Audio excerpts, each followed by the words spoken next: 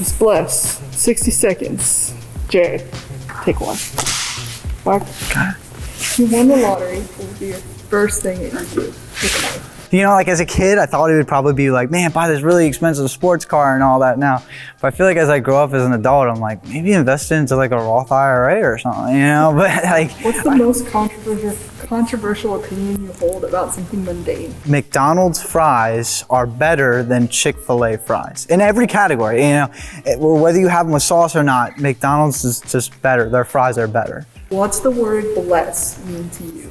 I think Ben said it in a message, just kind of let it run through you like a river, not as like a stockhold. Where have you seen blessings in your life now where previously that same area didn't feel like a blessing? Some friendships of mine that people aren't of the church, I almost always felt like, man, I wish they were part of the church. I wish they knew how to, you know, act and live like Jesus, you know, the way that I feel like I'm being taught right now. But the blessing is that it's a mission field for me. So I think it's just the blessing of hanging out with non-believers.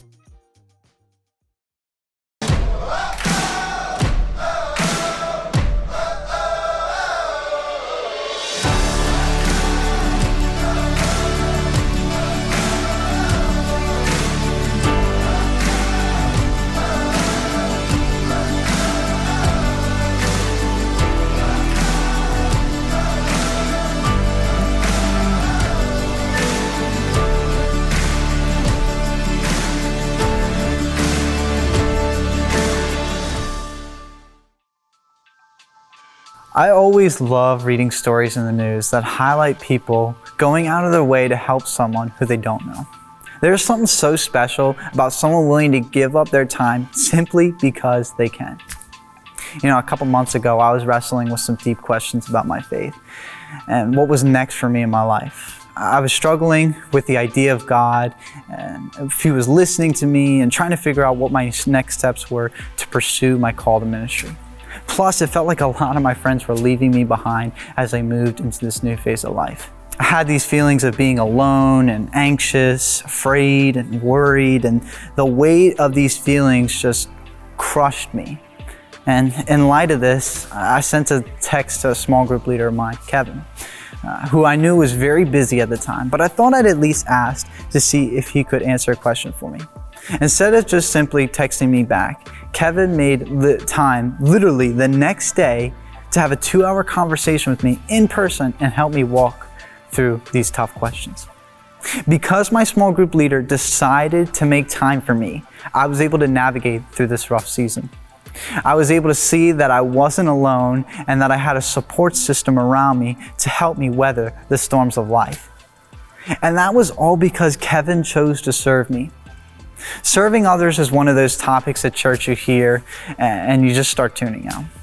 Doesn't it feel like every week someone on screen says something like, "Now go and serve those around you as Jesus served you by dying on the cross for your sins. You sinner, blessed is the blood of the Lamb. Amen." Well, it isn't quite said like that. But the point is, don't check out. Because there's something about serving that we all need to acknowledge. It doesn't require much from us, but it does require our time. Think about this for a minute. If I were to tell you, hey, listen, you have the power to change the world. Here's the catch. You have to make yourself available and flexible enough to do the things for other people and not really expect anything in return. Immediately, I think most of us in the room are like, yeah, okay, like that's really gonna happen. Or we think, I already don't have enough time as it is. What do you mean I have to make myself available? See, social scientists and psychologists have done some research on the consumption of media in our generation, and it's really quite alarming. By the time someone reaches 18 years old, the average person have consumed 36,000 hours of TV, Netflix, Hulu, Disney, basic cable, antenna, whatever. 36,000 hours. The average high schooler now spends about at least 6 hours on their phone just on social media. And let's not too soon forget about online school, or maybe we should. I don't want to talk about the social implications of the consumption, but I want to focus on this question. What is causing us to rely so heavily on these outlets for our mental health? How often are we just going through life on autopilot, going from point A to point B with little thought or care, not looking to either side of us, but just trying to survive? You see, for most of us, our time is spent however we want it. Yeah, we might have some curfews and some limits on screen, but for the most part, we control what we want to do. And if we are wired to bless those around us, how can we start to peel back the scales over our eyes so we can truly see the needs of the world around us? How can we be intentional about our time to start allowing the blessing we've received to flow through us onto the world around us? Let me do a quick recap for you over the past couple weeks. We are blessed to become a blessing for others. In our acronym, we began with prayer. Then we talked about listening, and last week we talked about eating together, which is awesome. And today we are at serve. God invites us to bless those in our lives by serving them. As we have hopefully prayed about who we want to bless and learned to listen to them, and perhaps now even gotten to eat out with them, now we want to focus on how we can serve them. I don't have to scroll through the Bible too long to find a story to share about how Jesus served the world. But I do want to highlight one story in particular, found in Mark chapter 7. Jesus was walking with his disciples, and here's what happened. After leaving the region of Tyre, Jesus went through Sidon toward the Galilee Sea through the region of 10 cities. Some people brought to him a man who was deaf and could hardly speak, and they begged him to place his hand on the man for healing. Jesus took him away from the crowd by himself and put his fingers in the man's ears, and then he spit and touched the man's tongue.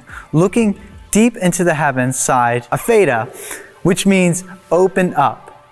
At once his ears opened, his twisted tongue was released, and he began to speak clearly.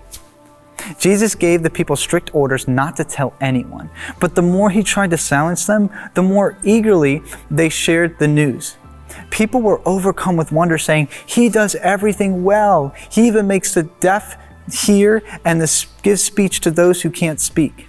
So let's recap this real fast. Jesus is walking with his friends, minding his own business, when some friends come up to him and said, "Hey, listen, my friend is deaf. He can't talk either. Can you help him?" So Jesus takes him away from the crowd, puts his fingers in his ears, spits, which we don't know where, by the way. Did he spit on the deaf dude? Did he spit on the ground? Did he spit in the air and try not to get hit by it? Guys, we do know you've tried to do that, so don't act like you haven't. And then he touches his tongue with his own hands. That would not fly today, folks, with COVID. But don't miss what happens here. Jesus' physical body touches his physical body where it needed healing. As weird as it may be, he did it. Jesus could have prayed for healing because he's done that in the Bible before. He could have made spit dirt because he's done that before. But in the moment, Jesus takes the time to be away with this man, tend to his disabilities physically, and restore the man to fullness.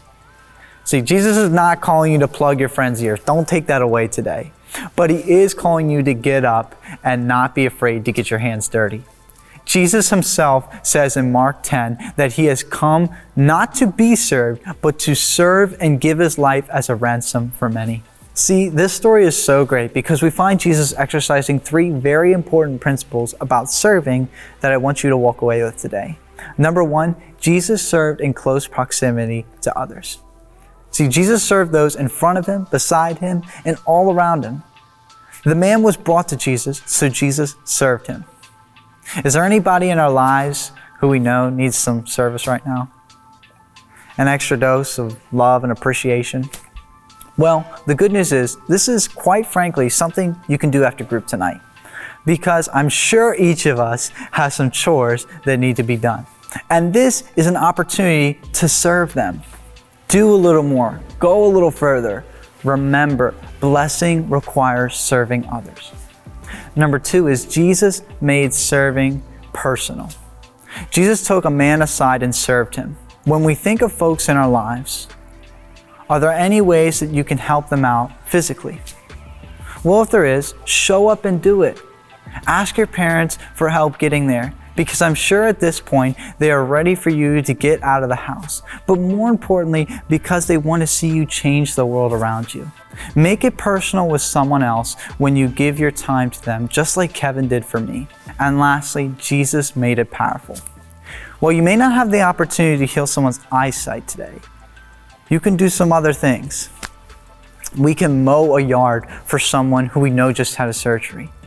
We can ask to babysit someone's kids so that their mom and dad can have a much needed evening away. Whether we think that what we're doing is big or small, it is important to remember that we were doing it for God's glory and that His hand is in our works. So think about this. How can you creatively spend your time serving those in proximity to you in personal and powerful ways? Well, we're going to have an opportunity as a Mountain Students group to do that.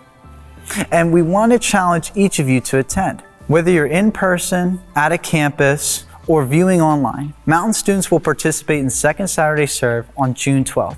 This is your challenge this week. Make a plan for everyone in your group to be represented at Second Saturday Serve. So set your calendars, make an alarm, do whatever you have to make sure you're going to be there on Saturday. But for tonight, we simply want you to have a conversation about your time and think of ways you can serve others right now. As we've heard each week, we are blessed to be a blessing, and God is inviting each of us to serve those around us. Are you willing to make some small sacrifices necessary to personally serve those who are in proximity to you? Let's talk about this in your groups tonight.